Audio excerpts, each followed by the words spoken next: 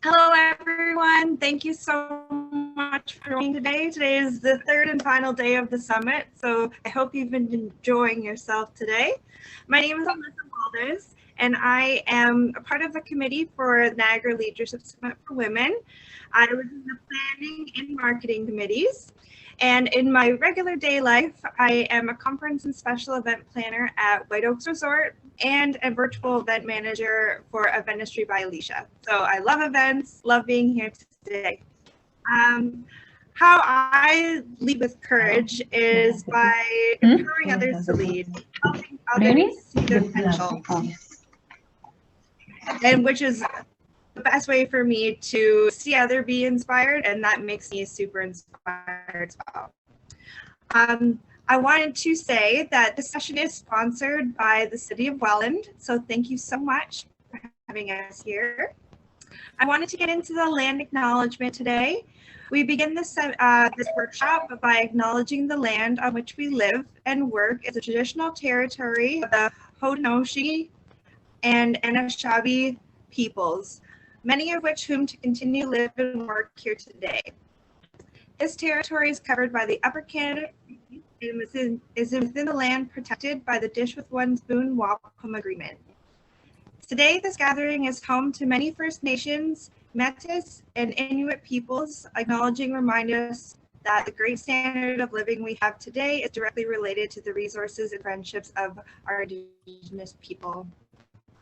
A little bit about the YWCA. The YWCA Niagara Region is a local organization that stands for gender equity and gives a voice to those who are marginalized in our community.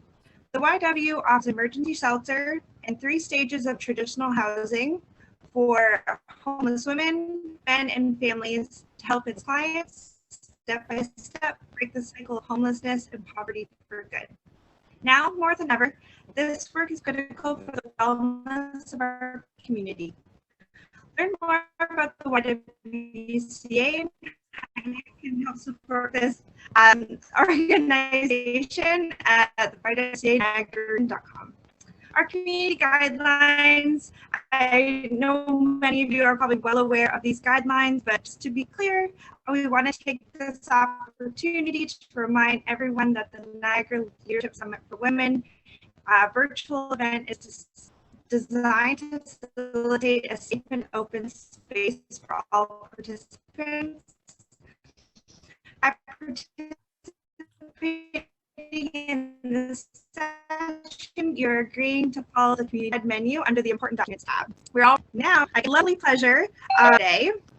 So Jessica Potts is a leader, is a speaker, trainer, author, and success strategist. She helps leaders by building their dream teams by helping people get on the same page to get things done while having fun, as you can see already.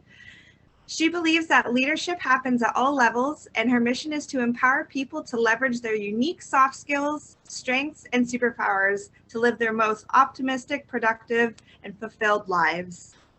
Thank you so much for joining us today, Jess. I'll pass it to you.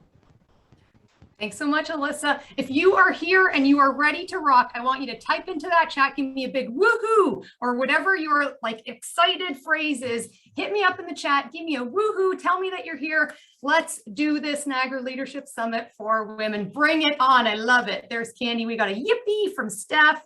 Woohoo, hoo. That's Bernie, of course, Bernie, you got the... Thank you for your excitement, everyone. This is so exciting to be here today. I got another one. I want you to keep typing into the chat. Give me one word to describe how you're feeling today, right now. Give me one word. Hit me with one word to tell me how you're feeling today. Let's do a little pulse check. See everyone how grateful, amazing, proud. Love it. Energized, enthusiastic. Sarah's inspired. Haley's happy. Angie, you're confident. I love that. Well, introspective, Stephanie. Deep. Steph's going deep. And very present. Thank you, Shanza. I hope I'm saying your name right, Shanza. Very present. I love that. So let's kick things off. I think that this is something that this group can really relate to. Has anybody felt overwhelmed lately?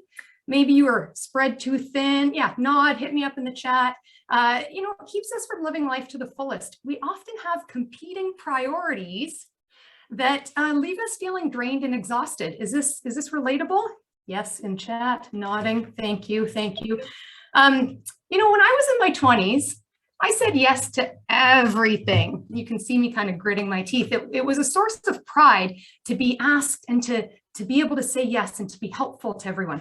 It helped me to build a name for myself in the community. It helped me to build my business, but life started to change pretty quickly between having kids and starting my own business and wanting to stay involved in the community. You know, these competing forces really sort of make us choose what's most important, don't they? And I loved what is Jill Nero here. She's not here at the moment, but Jill said something really, really punctuating in the opening keynote on Tuesday. She talked about the pressure, the expectations, the impossible standards, and the guilt that we often feel. And we know that that's no way to live. Who can relate to that? Impossible standards and guilt, oftentimes self-inflicted. Yeah, okay, I'm seeing your thumbs up. We're going to use all of the Zoom functionality. Put it in the chat. Give me your jazz hands. Put your hands up. No, I love it. All of it works. Thank you so much. So, you know, I realized a few years ago, as I was feeling all of this stress and pressure, oftentimes self-inflicted, I'm a mom, so the guilt runs rampant. I realized, you know what? I have more goals than I have runway left in my life. Let's pause on that one for a moment. I have more goals than runway left in my life. And so you know what that means? It means we have to start to choose, doesn't it? If we're going to get it all done, then we have to start to choose what is really the most important. And so I had to start saying, I had to start choosing to say no more confidently and only saying yes when it was with genuine enthusiasm. And thank you, Holly. I see that this resonates. Your panel resonated so deeply with me as well. So here we are. We're all sort of feeling this collective, this this collective feeling, this collective pandemic. I mean, I think it was happening before the pandemic. Here we are. It's been punctuated. It's been elevated by the pandemic. And so, you know, I've spent my life trying to figure out what is the secret to happiness, to fulfillment, and to success. And wouldn't it be such a relief if we had the clarity, confidence, and courage to be able to just prioritize quickly and unapologetically? Wouldn't that be awesome? To be able to quickly prioritize. So let me tell you what this is about. This starts with the clarity, confidence, and courage model. Now, let me back up. I wrote this book, this one. So you're hearing stuff from the book. I know a couple of you in the audience have read it. Thank you. Thank you, Sonia. And Carly, I love what you're saying. Unapologetically seems to be key. Right? It's about being able to say no unapologetically. So for me, it comes down to clarity, confidence, and courage. And this is what I mean when I say, here's my little clarity. It's clarity starts with connecting with yourself, understanding and appreciating what makes me so special. You're asking yourself that, what makes me so special? Because for the first, I don't know, 20, 30 years of my life, that was a predominant question. What makes me so special? And so it's really easy to take those things for granted. So the first step that's important is getting that clarity so that we can understand what makes us so special. The next, oops, wrong way, confidence, connecting with your context. So how do we take those things that make us so special and align them? So this is our values, our experiences, our talents, our skills. Align those with where you are and where you want to be. So that's where the confidence comes from, knowing what makes me so special and then applying it within your role. Now there's a third C, yeah, there it is. And that's courage. And that's the courage to make it happen. So remember my comment, I've got more goals than I have runway left in my life. That means that I need to take what I call inspired action. That's about having that choice. And so in a moment, I'm going to give you an overview of what you're in for the next 31 minutes or so. And as I tell you the overview, as I give you the agenda, I want you to think about your definition of success. And we're going to come back after in a couple minutes, and I'm going to ask for your definition of success. So feel free to use the Zoom tools. You might want to put your hand up if you think you've got a great answer that you wanted to share. or you can feel free to share what your definition of success is into the chat. So here we go. What does success mean to you? I'm just going to put it into the chat so you can think about it. And I put some bonus questions. Sorry for the formatting. What does success mean to you? How do you know you've achieved it? Is there anything that could sour an otherwise successful experience? Don't feel like you have to answer them all. These are just stimulating questions to get our dialogue going. So in the meantime, I'm going to tell you the 3 things that we've got jam-packed into the next now 30 minutes. First, we're going to talk about success. Then we're going to do our values exercise, and it's going to be a really quick way to get calibrated for the day. And then I'm going to put you into breakout groups and ask you to introduce yourselves to each other based on your values. And if there's time permitting in your groups, then I'd love to hear you share an example of a time that you've made a values-based decision. So that's what's coming up. But for now, oh, sorry, and then we'll come back. After we do our breakout, we're going to come back and we're going to have a little debrief. So back to that topic of success. Oh, Melanie's right here. Look at this. Melanie says success is being happy, generally, obviously not 100% happy, but generally. And you know it that you've achieved it when you feel content and often happy. I love it. It's simple, right? There's something so elegantly simple about feeling success, equating success with happiness. Does anyone else have a definition that you'd like to share? How do you define success? How do you know? When do you feel that satisfaction after a long day? Carly says, success is when I'm honoring my needs and being authentic with myself, choosing what flows with that. Oh, I love it. I love it. I love that we're having such oh, yeah, Grace is with you. Grace, like, love that. Holly says it's positive and the constructive impact on others in a way that empowers people to challenge and embrace their own strengths, a legacy that surpasses the current present moment. I love it. So I heard Julie in the last session talking about, where that future goals. Bernie says his is the same as Melanie. Sonia, success used to be, I love this. Success used to be based on material items, a great job, a house. Now it's healthy, happy, and safe, feeling good in your own world, and for me, also contributing to others. Yeah, there's a few people I recognize having had some pretty life-changing diagnoses or things happening to them over time. So this is wonderful. Success is a journey. Candy says that's Shanza, and Candy says every day comfort, time, currency, and wanting to jump at my day. Candy and I know each other, and we have a little phrase, after a great day, we'll say to each other, more days like today, which is, and when you can repeat that success, when you can feel that, and even just having the validation of having that other person with you and being able to say, hey, today was awesome. Did you feel it too? And then you kind of take a moment to reflect and break it down. What was so awesome about today? Was it the people I interacted with? Was it that I got to be a great resource? What was it? And then we kind of take that deep breath and say, more days like today. So when you have that feeling, that more days like today feeling, make a note, because there's something very repeatable in there. So thank you. Stephanie says success is building relationships and growing and having a positive impact on others. I love it. And Stephanie, I'm going to use yours to transition to mine, which I'm going to type in the chat. Jess Potts. For me, and everybody's got their own definition, but we're starting to see some themes. Success is doing more of what you love with the people that you love on purpose. And when you can do more of what you love, I mean, there's so much in that. It implies that you already know what you love, which I have to say, again, for the first 20, 30, 35 years of my life, I wasn't totally sure about.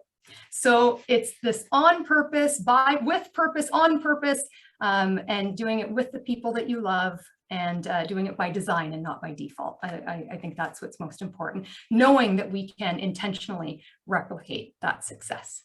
So, it also comes with this theme of kind of accepting the discomfort of growth. It's that, we need to do more of what we love, but we also have to be growing while we're doing that. And so I think that becomes so important, especially another word I've heard a lot during this conference has been alignment. It's one of my favorites. I will say, it's almost getting to the point where we're going to start doing shots when we hear the word alignment, because it's like, Susan's like, yeah, I got you there. So the alignment is so important. So what does it mean? Well, for me, I know that I can't achieve success without alignment. But what are we aligning to? Well, of course, as the session title may have alluded to, it's our values. Our values are that North Star that helps us to stay aligned. And so that helps us, our values help us answer that fundamental question, what makes me so special? Because when we can understand those values, it's another way of saying, this is what's most important to me.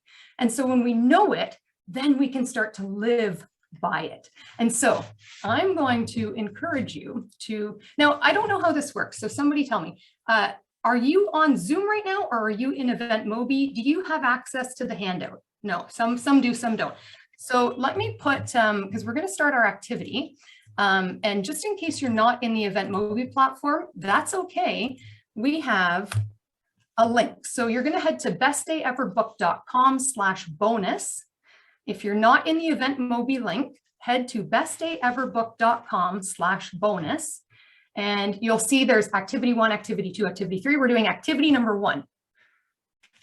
So everybody pull that up, and I'm going to make this pretty quick. I'm not going to give you a lot of time. In a moment, I'm going to ask you, as everybody's pulling up that bonus page, that resource page, I'm going to ask you to take a look at a big list of values and to choose only between 3 and 5. Now, some of you are saying, I've already got my values. I've already got my values, Jess. They're right here beside my desk. That's okay. I'd encourage you to take 5 minutes to look at the list in a fresh way.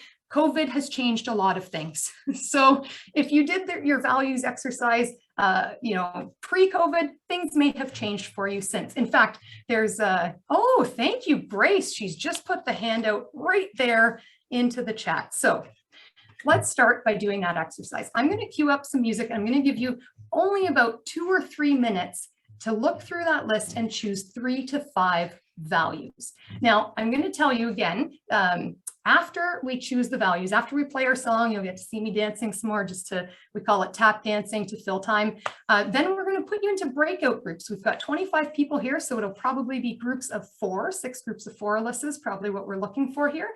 And you're going to introduce yourselves and using your name and your values. And if you have an example, then you'll share that too. So if you're with us and you want to participate in the breakout, please come off of video so that Alyssa can get the groups together. And for anybody who stays on video, we'll try to group you together in case you really didn't want to be interactive today, which is totally fine. There are definitely times where not everybody wants to be interactive. So with that said, I'm going to put back on that favorite song of mine. And I'm going to give you another minute or 2. Thanks, Angie. Nice to see you. I'm going to give you another minute or 2 to do that exercise. So here comes the music.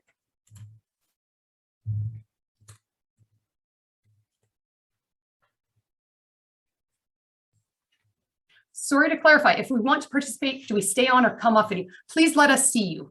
If you want to participate, please let us see you so that we know that you're here. I mean, I go off video, I'm either eating my lunch or I'm calming down the dog or the kids just burst in the house. We know what it's like. And if you're here and not on video, I feel ya.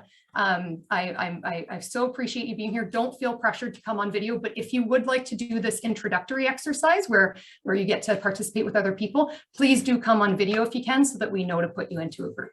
And Alyssa's saying she is here, but she's just having some trouble with her internet. So here comes some music for another minute or so.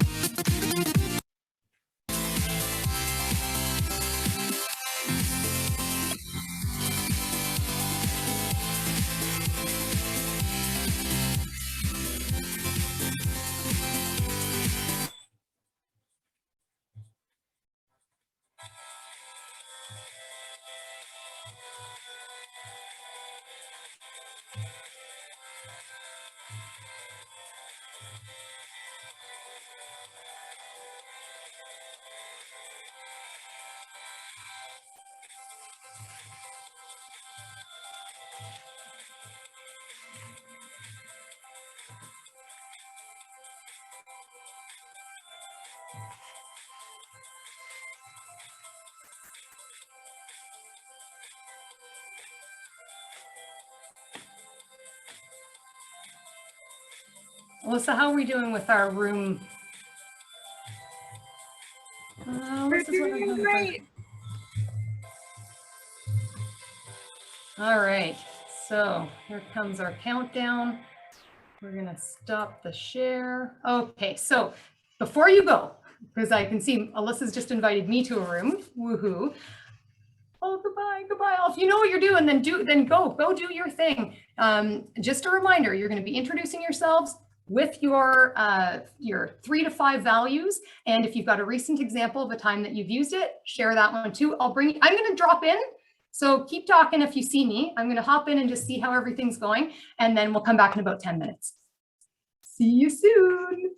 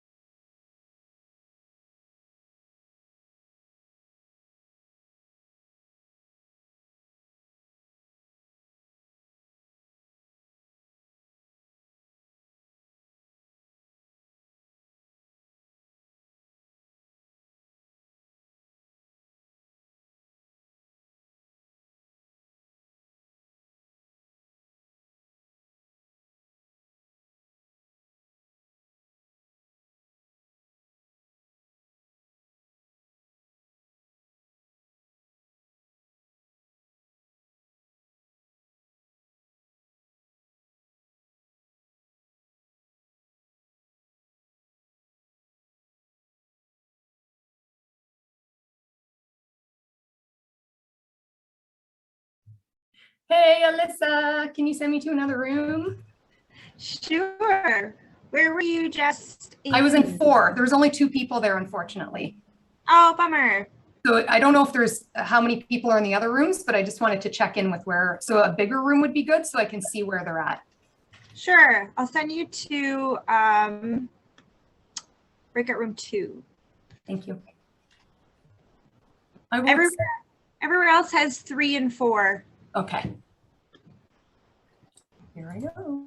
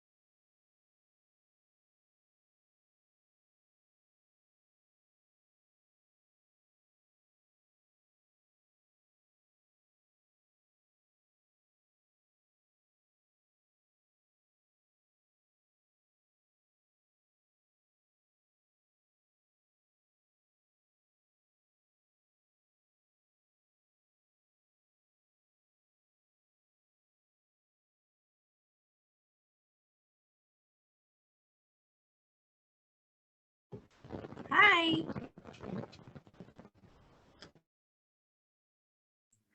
Hi, Amanda. Hi, Angie. Alyssa, bring them all back. Close those breakout rooms. Everybody's ready. Fabulous. Thank you. They're on their way.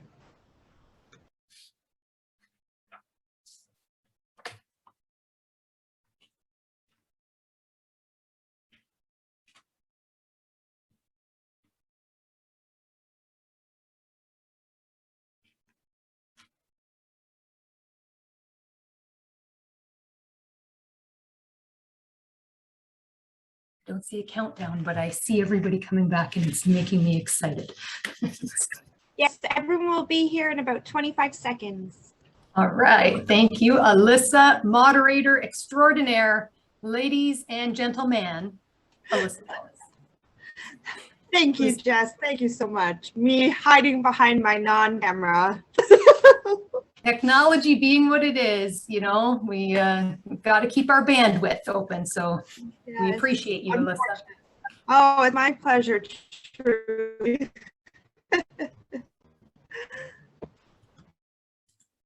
Here comes everyone. Here they all come. Thank you, thank you, thank you.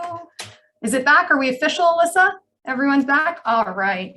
So how did that feel? Oh, she's back. She's gone. How did that feel? Please feel free to put your hand up if, and then that will cue you over to the side of my screen. You know, I think why an activity like this is important is because decision fatigue is real, especially at this point after everybody's feeling it. Yeah, we've had to change and adapt so much that the decision fatigue is just beyond. And so what's really neat, I was able to jump into a group with Cam and Joanne, and we had some really interesting conversation about what I like to call ROE. So many people, especially in the business world, will be familiar with ROI, return on investment. How much do we get back for our dollars? When we think about ROE, that's the return on energy or return on enthusiasm, return on, but you know, keep it. And what the point that we were making was that as you looked through your values, or maybe you didn't quite get to choose your 5, whatever it is, I want you to try to validate them by looking at what brings you down. What is it that drains you? Because if there's something that makes you feel frustrated, that you know makes you feel heavy, that's probably on the opposite end of the scale of one of your values. So look for that return on energy, return on enthusiasm by paying attention to the things that kind of, can I say piss you off? That frustrate you. That's a better way of saying it. The things that frustrate you will be powerful clues to the things that will energize you.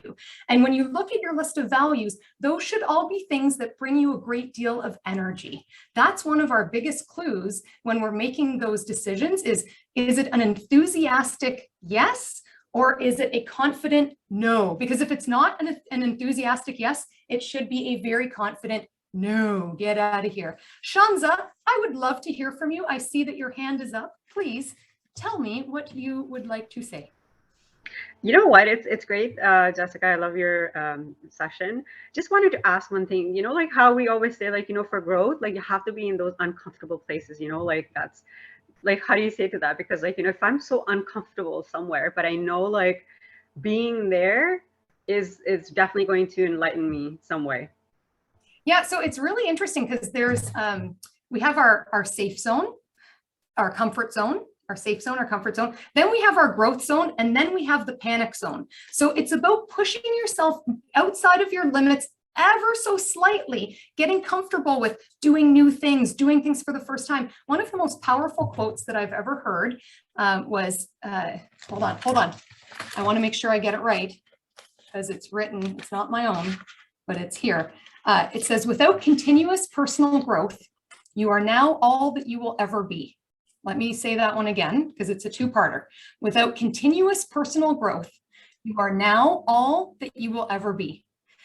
And hell happens, sorry, I don't like the word, but when the person you are meets the person you could have been. I'm going to say it all one more time. Without continuous personal development, you are now all that you will ever be.